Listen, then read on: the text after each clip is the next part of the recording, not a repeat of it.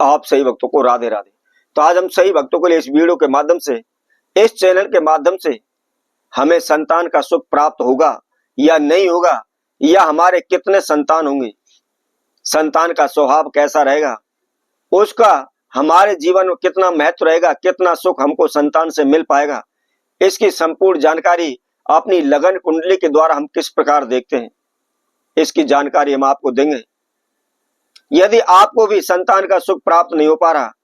या किसी कारणवश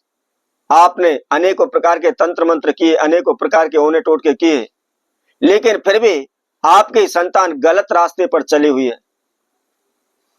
तो ऐसा हमारी कुंडली के अंदर क्या योग होता है, या कौन से ग्रह के कारण ये दशाएं उत्पन्न होती हैं, इसकी जानकारी के लिए आप अपनी लगन कुंडली को अपने समक्ष रखें। हम आपको उसकी संपूर्ण विधि बताते हैं, तो आप उस लगन कुंडली के द्वारा अपने भाग्य में संतान का सुख पहचान सकते हैं। आप सभी ने देखा होगा, आप अपने नजदीकी ब्राह्मण ज्योतिषी के पास जाते हैं, उनसे लगन कुंडली दिखाते हैं, अपनी जन्म पत्री दिखाते हैं, उनसे पूछते हैं कि मुझे संतान का सुख प्राप्त होगा या नहीं होगा। कई बार तो क्या होता है, कई वत्सजन ऐसे भी हैं, उनके रिश्ते को, शादी को 5-5, 6-6 साल हो जाते हैं, परंतु उनको संतान का सुख नहीं मिल पाता।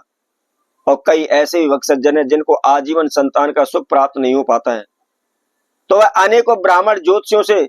अपनी जन्म पत्री दिखाते हैं कि किस कारण से उनको संतान का सुख प्राप्त नहीं हो पा रहा, या उनकी कुंडली के अंदर किस प्रकार का दोष है।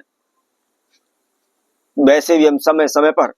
आपको लगन कुंडली के बारे में अनेकों प्रकार की जानकारी देते आए हैं कि यदि हमारी लगन के अंदर सूर्य बैठा हुआ है तो क्या प्रभाव पड़ता है, हमारी लगन के अंदर शनि बैठा हुआ है तो क्या प्रभाव पड़ता है, या हमारी लगन कुंडली के अंदर 12 भाग होते हैं, 12 घर होते हैं, तो प्रत्येक घर का क्या रहस्य है, उससे हमें क्या जानकारी मिलती है, इसकी संपूर्ण जानकारी हम पहले भी आपको दे चुके हैं। मंगली दोष क्या है, उसको कैसे दूर करना है, मूल दोष क्या है,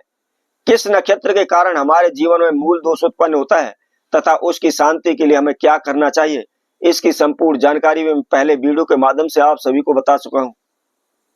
तो आज हम आपको संतान के सुख के बारे में आपको बताएंगे कि लगन कुंडली से हम किस प्रकार देखते हैं कि हमको संतान सुख किस प्रकार प्राप्त होता है, या कब तक होगा, या हमारे कितनी संतान होंगे। तो इससे पहले जिस किसी वत्सजन ने हमारे चैनल को भी सब्सक्राइब नहीं किया है, वह सर्वप्रथम सब्सक्राइब करें, लाइक करें, कमेंट बॉक्स में जाकर के राधे राधे अवश्य लिखें। तो सर्वप्रथम आपको यदि संतान के सुख के बारे में जानकारी चाहिए, तो आपको अपनी लगन कुंडली अवश्य बनानी पड़ेगी। आप किसी गूगल में या किसी ब्राह्मण ने आपकी लगन कुंडली बनाई हुई है, तो उस आपको लगन कुंडली को खोलें और उसको अपने सामने रखें, सामने रख लें। अब आपको क्या करना है, जैसा कि मैंने पहले भी पिछली वीडियो में आपको बताया था, हमें संतान का सुख अपनी लगन कुंडली के पंचम घर से पता लगता है। यदि हमारी पंचम लगन कुंडली है और लगन कुंडली के अंदर पंचम भाव में कौन सी राशि है और उसका स्वामी किस घर पर बैठा हुआ है, कौन से स्थान पर बैठा हुआ है, इसकी संपूर्ण जानकारी हमको प्राप्त करनी होगी। हमारी लगन कुंडली के पंचम घर का स्वामी और इसके साथ साथ गुरु की स्थिति हमारे संतान का सुख का पता लगाती है पंचम स्थान से, और उसके साथ में जो हमारे देवगुरु बृहस्पति ग्रह हैं, उनसे हमें संतान की प्राप्ति के बारे में पता लगता है। यदि पंचम भाव में शुभ ग्रह हो और पंचमी अर्थात पंचम भाग में जो भी राशि बैठी हुई है उसका स्वामी मजबूत हो, गुरु की शुभ दृष्टि हो, तो हमें संतान का उत्तम सुख प्राप्त होता है। आज्ञाकारी हमारी संतान होती है,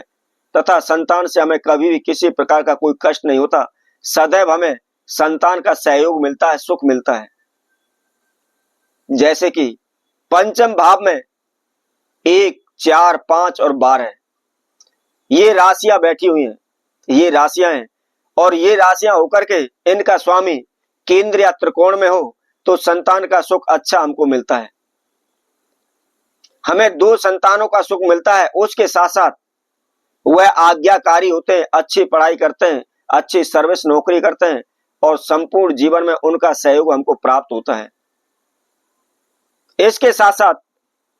यदि आपको गुरु को भी विशेष संतान सुख के लिए देखना है, यदि हमारा गुरु मजबूत स्थिति में है, स्ट्रांग है, उच्च राशि में बैठा हुआ है और उसके साथ साथ केंद्र में 1, 4, 7, 10 या त्रिकोण में 1, 5, 9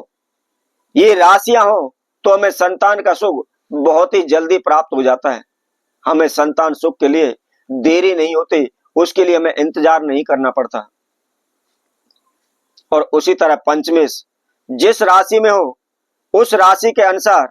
या पंचमेश के भाव के अनुसार हम संतान का सुख प्राप्त करते हैं। कितनी संतान होगी इसकी संख्या के लिए, इसकी जनगणना के लिए हम अपने पंचम घर को देखते हैं। उसके अंदर जोन से भी राशि होती है, उसके अनुसार या उसके अंदर कौन कौन से ग्रह की, कितने ग्रहों की शुभ दृष्टि पड़ी हुई है, उसके अनुसार हम संतान की गणना करते हैं कि हमें कितने संतानों का सुख प्राप्त होगा। इसी तरह यदि क्रूर ग्रह हमारे पंचम घर में बैठा हुआ है या उसकी दृष्टि पड़ी हुई है या त्रिकोण में बृहस्पति नहीं है, इसके साथ साथ केंद्र में बृहस्पति नहीं है या पंचमेश नहीं है, तो उसके कारण हमको कैसी संतान प्राप्त होती है या हमारे संतान सुख में देरी किस कारण से होती है, इसकी संपूर्ण जानकारी हम आगे आने वाली वीडियो में आपको बताएंगे। तब तक के लिए सभी भक्तों को राधे राधे।